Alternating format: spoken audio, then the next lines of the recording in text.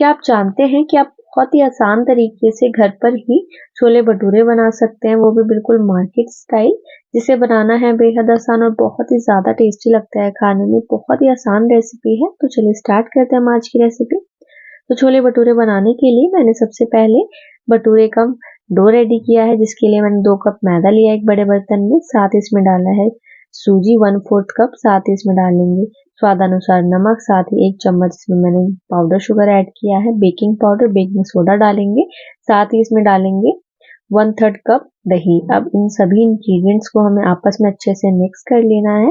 तो बस इस तरीके से हाथों की हेल्प से अच्छे से मिक्स कर लेंगे इसे, और इसमें थोड़ा थोड़ा करके पानी डालेंगे और इसका जो है हमें डो रेडी कर लेना है।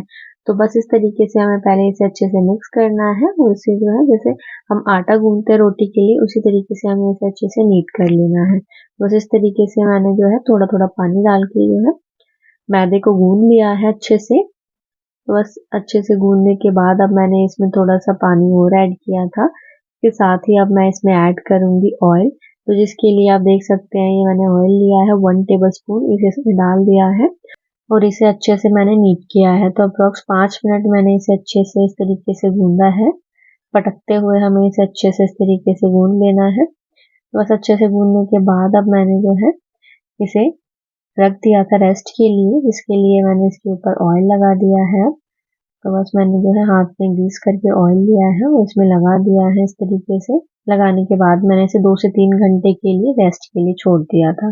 तो मैंने इसे गीले कपड़े से कवर करके रेस्ट के लिए छोड़ दिया है। जब तक ये रेस्ट पे है हमारा मैदा, जब तक हम अपने छोले की तैयारी करते हैं। इसके लिए मैंने एक मिक्सी जार में 2 अनियन और साथ ही 1 चम्मच अनारदाना को ग्राइंड कर लिया है मिक्सी जार में। ग्राइंड करने के बाद मैंने एक कुकर चढ़ाया है गैस पे, इसमें डाला है तेल, सरसों का तेल ऐड कर दिया मैं इसमें। साथ ही कुछ खड़े मसाले ऐड किए हैं, जैसे इलायची, लौंग, तेज पत्ता, काली मिर्च और काली इलायची। इसके बाद जो भी हमने ग्राइंड किया था अनियन और अनारदाना, उसे डाल दिया है इसमें। डालने के बाद इसे अच्छे से मिक्स कर लेंगे ऑयल में। अच्छे से मिक्स करने के बाद हमें इसे अच्छे से भुनना है, अच्छे से पकाना है प्याज को। तो बस अच्छे से मैंने इसे पका लिया। आप देख सकते हैं इसका कलर भी कैसे चेंज हो गया है। तो बिल्कुल अच्छे से मैंने इसे पका लिया था।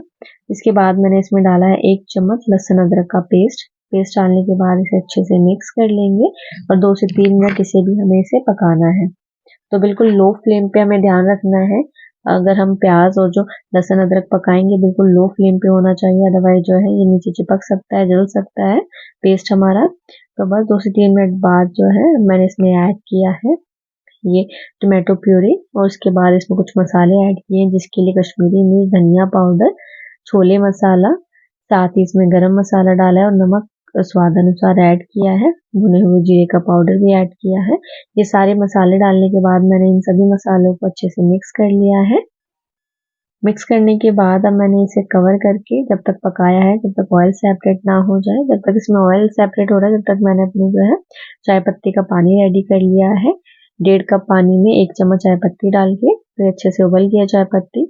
हमारा चाय पत्ती का पानी भी रेडी हो गया है। इसके बाद जो जो ये मसाला है, इससे भी ऑयल सेपरेट हो गया है, आप देख सकते हैं।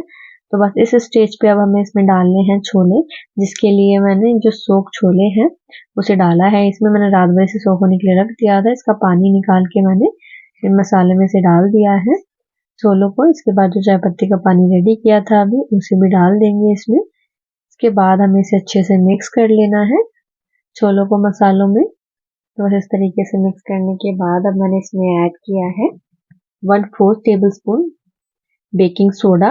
साथ ही इसमें 2 कप पानी ऐड किया है। तो बस पानी डालने के बाद अब हमें इसे अच्छे से मिक्स कर लेना है। मिक्स करने के बाद अब मैंने इसमें आलू डाला है एक। इसके लिए मैंने एक आलू को छोटे साइज में कट करके इसमें ऐड कर दिया है। ऐड करने के बाद अब मैंने कुकर का ढक्कन बंद कर दिया है और 4 से 5 विसल लगाई है इसमें। तो चलिए 4 से 5 विसल का वेट करेंगे हम।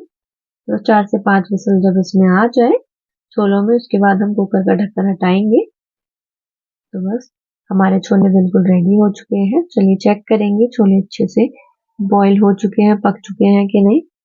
तो स्पून की हेल्प से हम चेक करेंगे कि हमारे छोले जो है वो अच्छे से पक चुके हैं कि नहीं। तो चलिए मैंने चम्मच से इस तरीके से प्रेस करके देखा है, तो आप भी देख सकते हैं अच्छे से प्रेस हो रहे हैं छोले और अच्छे से पक चुके हैं, छोले बॉईल हो चुके हैं और जो आलू है वो भी अच्छे से बॉईल हो चुके हैं। इन आलूओं को मैंने इस तरीके से मैश कर दिया है।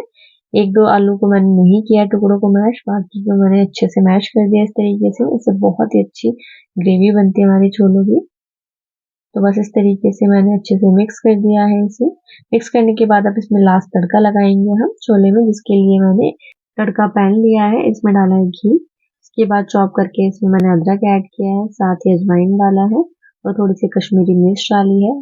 इन्हें अच्छे से मिक्स कर लिया है। मिक्स करने के बाद अपने छोलों में इसे डाल देंगे ऊपर से। तो बस तड़का डालने के बाद अब इसे अच्छे से मिक्स कर लेना है। तो बस हमारे जो छोले हैं वो बिल्कुल बन के रेडी हो चुके हैं। आप देख सकते हैं कितने अच्छे लग रहे हैं दिखने में। तो चलिए छोले रेडी है, भटूरे बनाते हैं। तो जो हमने अपना मैदा रखा था रेस्ट के लिए 3 घंटे के लिए, उसे हमें अच्छे से एक बार और नीट कर लेना है 1 से 2 मिनट। तो बस इस तरीके से मैंने अच्छे से इसे नीट कर लिया है। नीट करने के बाद मैंने इसकी लोई बनाई है और इसे बेल लिया है। तो बस इस तरीके से मैंने इसे बेल लिया है। अपने भटूरे को बेलने के बाद इसे बिल्कुल अच्छे गरम तेल में डाल दिया है। तो बस डालने के बाद इसे हमें फ्राई कर लेना है भटूरे को। तो बस अच्छे से फ्राई कर लेंगे और आप देख सकते हैं हमारे जो भटूरे हैं वो कैसे फूल रहे हैं। तो आपको ध्यान रखना है जो भटूरा है उसे बिल्कुल अच्छे गरम तेल में ही हमें डालना है। बहुत ही अच्छा गरम तेल होना चाहिए। तो बस इस तरीके से मैंने जो है भटूरा भी अपना रेडी कर लिया है। तो बस हमारे जो भटूरे हैं वो बन के रेडी हो चुके हैं। सेम प्रोसेस में सारे भटूरे रेडी कर लिए थे मैंने और बिल्कुल रेडी है ये अब सर्व करने के लिए। तो आपने देखा कितना आसान है घर पे छोले भटूरे बनाना, बहुत ही ज़्यादा टेस्टी बनते हैं ये।